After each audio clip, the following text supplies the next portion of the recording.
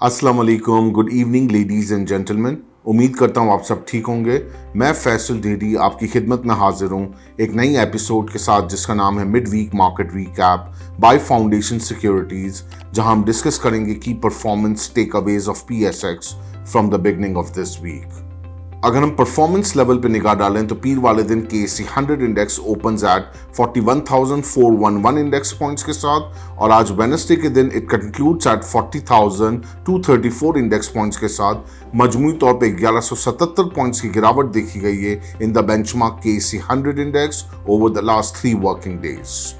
अगर हम liquidity factor पर निगाह डालें तो पीर वाले दिन KSE 100 इंडेक्स में 93 मिलियन शेयर्स का काम देखा गया, फॉलोड बाय ट्यूसडे के दिन 73 मिलियन शेयर्स का काम देखा गया और आज वेडनेसडे के दिन मजमूई तौर पे बड़े थिन वॉल्यूम्स नजर आए और ओवरऑल 47 मिलियन शेयर्स का काम देखा गया,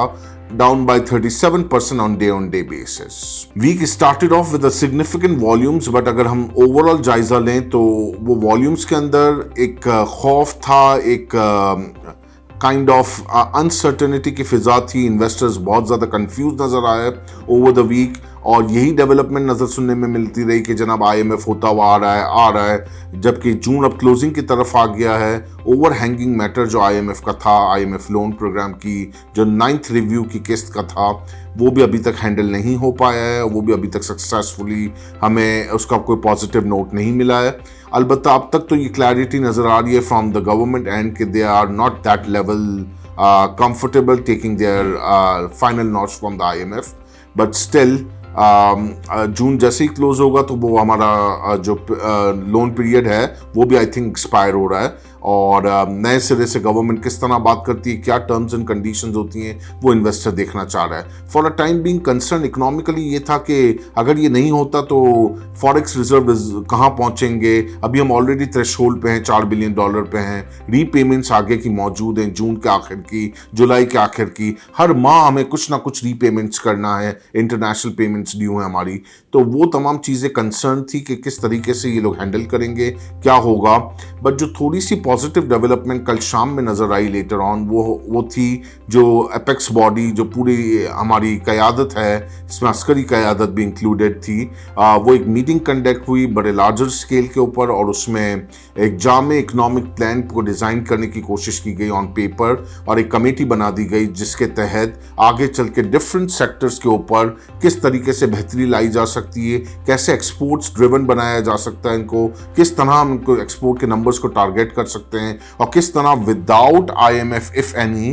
तो वो फिर किस तरीके से आगे प्रपोजल कंडक्ट किया जाएगा और आगे के लाए अमल क्या होगा। तो ये अच्छी डेवलपमेंट है। अगर हम सब एक टेबल पे बैठ के इस तरीके से पॉलिटिकल क़यादत बैठ जाती है और सामने बैठ के एक दूसरे को हेल्प आउट करते हुए चीज़ें चलती हैं तो आई थिंक इंशाल्लाह हम ये बैड टाइम से भी निकल जाएंगे और चीज़ें हमारे लिए बेहतर होना शुरू हो जाएंगी। For a time being concern is only on the forex side. हमारी रीपेमेंट शेड्यूल बहुत आगे भी है, पूरा साल के हर महीने में कुछ ना कुछ हमारा है ही है, पेमेंट करना ही करना है। तो वो तमाम चीज़ें जो सर पे पड़ी हुई हैं उसका डायरेक्ट इम्पैक्ट हमारी स्टॉक मार्केट पर नज़र आ रहा है। जो 1-2 दिन से हम देख रहे हैं कि बहुत एबनॉर्मल वॉल्यूम्स आ रहे हैं, बहुत ऑफ मार्केट ट्रांजैक्शंस हो रही हैं, वो तो नेचुरल है कि जून क्लोजिंग है, ईयर एंड क्लोजिंग है, तो ये फिस्कल ईयर एंडिंग पे इस तरह की रेपो ट्रांजैक्शंस भी होती हैं इंस्टीट्यूशंस की और चूंकि जून क्लोजिंग है तो ब्रोकर पे पास भी जो बर्डन होता है मार्जिन वाला या लेवरेज प्रोडक्ट्स के ऊपर, वो भी ब्रोकर 30 जून से पहले उसको ख़त्म कर देता है ताकि उसकी कैपिटल एडिक्वेसी की रिक्वायरमेंट बेहतर हो जाए और चीज़ें उसके एंड पे थोड़ा सा कैलकुलेटेड रहें और रिस्क को मैनेज किया जा सके प्रॉपरली। तो I think the both from the compliance and from the risk management side ये हर बार हम देखते हैं कि जून क्लोजिंग के ऊपर इस तरह की एक्टिविटी नज़र आती है। तो आज का दिन का जो फैक्टर मुझे नज़र आया वो इंस्टीट्यूशनल फ्लो कम और मुझे ज़्यादा इंडिविजुअल फ्लो के हिसाब से सेलिंग कंटिन्यू होती हुई नजर आई across the board. Going forward जनाब देखना ये है कि जो कमेटी बन रही है वो कुछ सीरियसनेस के साथ आगे बढ़ते हैं, कौन कौन से कंट्रीज के साथ बात करते हैं, किस तरीके से FDI को लाते हैं हमारे मुल्क में, कौन कौन से सेक्टर्स में FDI आती है और उस लाएमल के तहत इन्वेस्टर अपना डिसीजन बनाएगा और उसके बाद हम देखेंगे कि मार्केट कैसे। और फिर जब हम आईएमएफ के उसके अंदर नहीं भी होंगे तो फिर गवर्नमेंट का मॉनेटरी पॉलिसी के हवाले से क्या स्टांस होगा, whether they continue with this strictness या कुछ हमें ईज नजर आएगा मॉनेटरी साइड के ऊपर, या कोई इंटरेस्ट रेट कट आगे नजर आते हैं। तो ये वो तमाम क्वेश्चंस हैं जो अभी तो प्री मैच्योर फेज पे हैं, लेकिन आगे चल के इसमें भी हमें थोड़ी क्लैरिटी चाहिए होगी ताकि इन्वेस्टर को और कॉन्फिडेंस बहाल हो सके इस मार्केट के अंदर। From the sales perspective, stay focused on the long-term stocks portfolio जिसमें डिविडेंड आप hedge कर सकें आराम से, बिकॉज इन्फ्लेशन के नंबर्स तो हैवी ही हैं और इसको hedge करने के लिए अभी तो बेहतर जो स्ट्रैटेजी नजर आ रही है वो अच्छे stocks, high dividend yield stocks के साथ अपने लॉन्ग टर्म पोर्टफोलियो को बाइंड करके रखें। टिल देन अपने फीडबैक से जरूर आगाह कीजिएगा at info@fs.com.pk. Your valuable feedback is very important to us. Till then, I Faisal Dhedi signing off. Take very good care of yourself and your investment too. Have a pleasant evening. Goodbye.